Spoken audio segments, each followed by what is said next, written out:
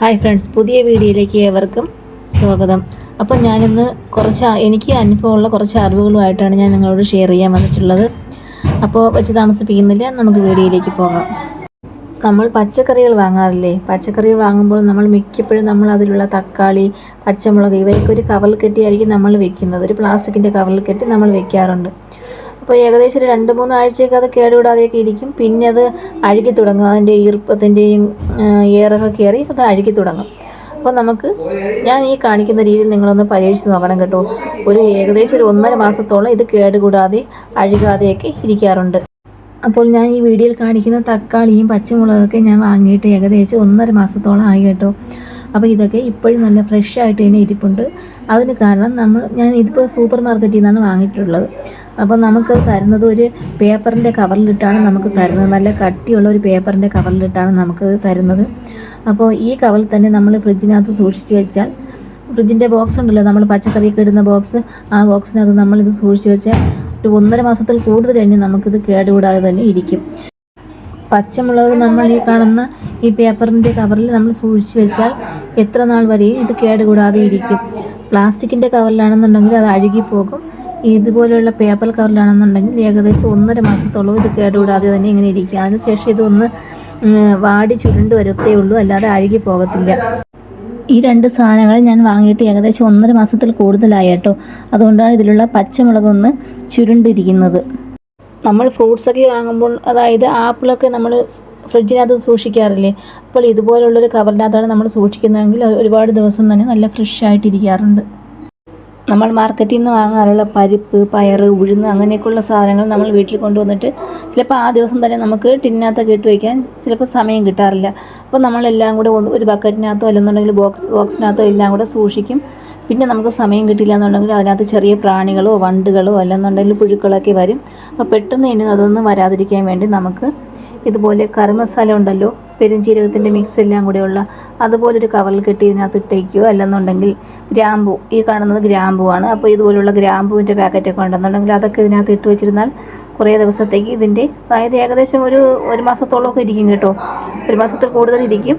ഇതിൻ്റെ പുഴുക്കളുടെയോ പ്രാണികളുടെയോ ഒന്നും ശല്യം ഇതിനകത്ത് ഉണ്ടാകാറില്ല.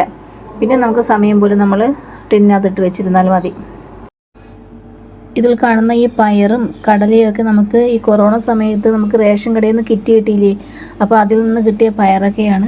ഇപ്പോഴും നല്ല കേടുകൂടാതെ നല്ല ഫ്രഷ് ആയിട്ട് തന്നെ ആ പയർ ഇരിക്കുന്നുണ്ട്. അപ്പോൾ ഇത് നമുക്ക് ഫ്രിഡ്ജിൽ സൂക്ഷിക്കാം കേട്ടോ. ഇതുപോലെ 2-3 കവറിൽ കെട്ടിയതിന് ശേഷം നമുക്ക് ഫ്രിഡ്ജിൽ സൂക്ഷിക്കാം. അപ്പോൾ എത്ര നാൾ വേണമെങ്കിലും ഇത് കേടുകൂടാതെ ഇരിക്കുന്നതാണ്. അപ്പോൾ ഞാനും ഇത്രയും നാളും ഫ്രിഡ്ജിലാണ് ഇഞ്ചി സൂക്ഷിച്ചിരുന്നത്. അപ്പോൾ ഇപ്പോഴാണ് അറിയാൻ പറ്റിയത് ഫ്രിഡ്ജിനകത്ത് ഇഞ്ചി സൂക്ഷിക്കാൻ പാടില്ല എന്നതുകൊണ്ട് നമുക്ക് ഈ രീതിയിൽ നമുക്ക് ഇഞ്ചി ഒന്ന് സൂക്ഷിക്കാൻ പറ്റും. ഇതുപോലെ ഒരു പേപ്പർ കപ്പ് എടുത്ത് അതിനകത്തൊന്ന് മണ്ണ് കുറച്ചിട്ടതിന് ശേഷം ഒന്ന് നനച്ച് കൊടുക്കണം. എന്നതിന് ശേഷം നമുക്ക് ബാക്കി വരുന്ന ഇഞ്ചികളൊക്കെ ഇതുപോലെ ഒന്ന് ഇതിനകത്ത് താഴ്ത്തി വയ്ക്കാം. എന്നിട്ട് ശകലം വെള്ളം ഒഴിച്ച് കൊടുക്കുക. ഇതുപോലെ ദിവസവും ശകലിച്ച് വെള്ളം ഒഴിച്ച് കൊടുത്താൽ മതിയാകും. ഒരുപാടുണ്ടെന്നുണ്ടെങ്കിൽ നമുക്ക് ചെടിച്ചട്ടിക്കകത്ത് ഇതുപോലെ മണ്ണൊക്കെ എടുത്തതിന് ശേഷം ഇഞ്ചി അതിനകത്തോട് താത്ത് വെച്ചിട്ട് കുറച്ച് വെള്ളമൊക്കെ ഒഴിച്ച് കൊടുക്കുക. അതല്ലാന്നുണ്ടെങ്കിൽ മണ്ണിൽ കുഴിച്ചിട്ടിരുന്നാലും മതി. അപ്പോൾ നല്ല ഫ്രഷോടെ കിട്ടും. അടുത്തത് നമ്മളെല്ലാവരും ചെയ്യുന്നതാണ്, നമ്മൾ ബാക്കി വരുന്ന എണ്ണ, അതായത് നമ്മൾ പലഹാരങ്ങളൊക്കെ ഉണ്ടാക്കിയിട്ട് ബാക്കി വരുന്ന എണ്ണ അപ്പോൾ കൂടിയാണെന്നുണ്ടെങ്കിൽ നമുക്ക് മീൻ പൊരിക്കാനോ അല്ലെന്നുണ്ടെങ്കിൽ പപ്പടം പൊരിക്കാനൊക്കെ ഉപയോഗിക്കാം. അതല്ലാന്നുണ്ടെങ്കിൽ പിന്നെ നമ്മളിത് യൂസ് ചെയ്യാൻ പാടില്ല. ബാക്കി വരുന്ന എണ്ണ നമുക്ക് അടുപ്പിൽ തീ എത്തിക്കാനൊക്കെ ഉപയോഗിക്കാം കേട്ടോ. അതുപോലെ ഇതൊരു കുപ്പിയിലാക്കി വെച്ചിരുന്നാൽ മതി, നമുക്ക് അടുപ്പിൽ തീ എത്തിക്കാനൊക്കെ ഉപയോഗിക്കാം. ഇത് ഈച്ചയെ പിടിക്കുന്ന ഒരുതരം പശയാണ് കേട്ടോ.